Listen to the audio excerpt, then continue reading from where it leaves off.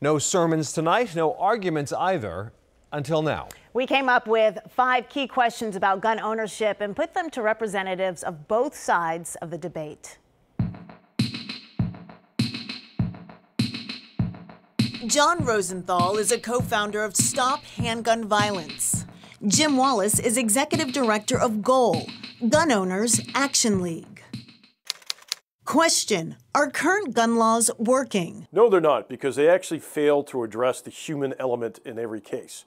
The things that we look at, we break down into 3 categories: accidental deaths, murders, and suicides and mental health. And mental health can also be other things like what we saw in Parkland in Newtown.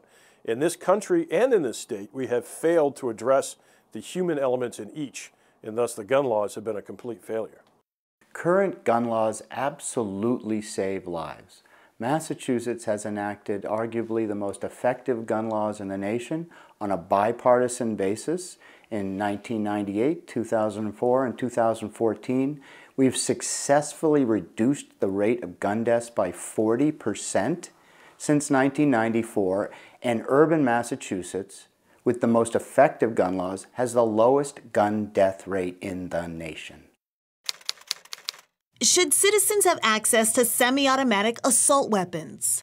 Absolutely not. We're the only nation in the world that provides unrestricted access to easily concealed handguns and military-style weapons. Most gun violence in this country happens with handguns.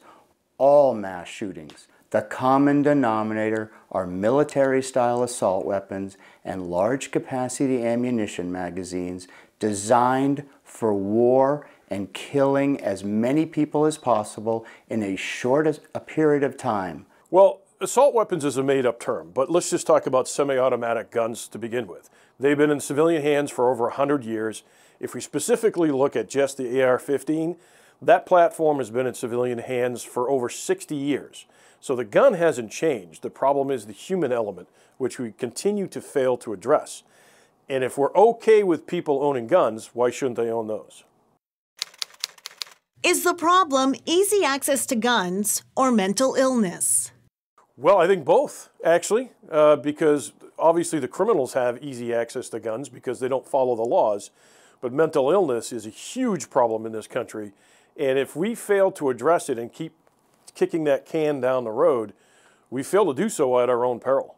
After every single mass shooting, we always hear the same thing from the gun lobby. It's not the firearm, it's mentally ill. That is crap. Every country has mentally ill people. We're the only country that arms them with military-style assault weapons without detection by law enforcement.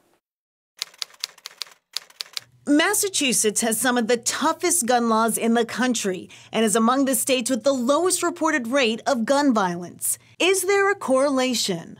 Massachusetts is an urban state with the lowest gun death rate in the nation because of our gun laws. If you actually look at the FBI statistics, there's no correlation, because Vermont is now the safest state in the country and they virtually have no state gun laws.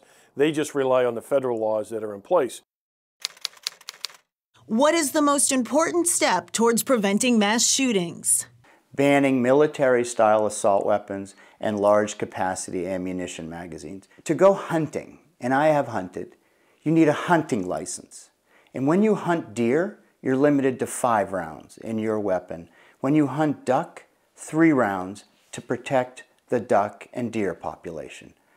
To hunt people, no license and no limit on the number of rounds. The number one problem we are facing in this country with mass shootings is absolutely mental health, and it's severe mental health. So we need to be able to not just identify these people, but either offer them treatment or some other thing that's going to keep them from being a danger to society, because that's the number one common denominator in these shootings. And one piece of news from Beacon Hill. Last week, the Massachusetts House approved the temporary removal of guns from individuals who legally own them but are considered to be a danger to themselves or others. The process would begin with a petition by a relative or someone else close to the gun owner. Now, the measure moves to the state Senate for a vote.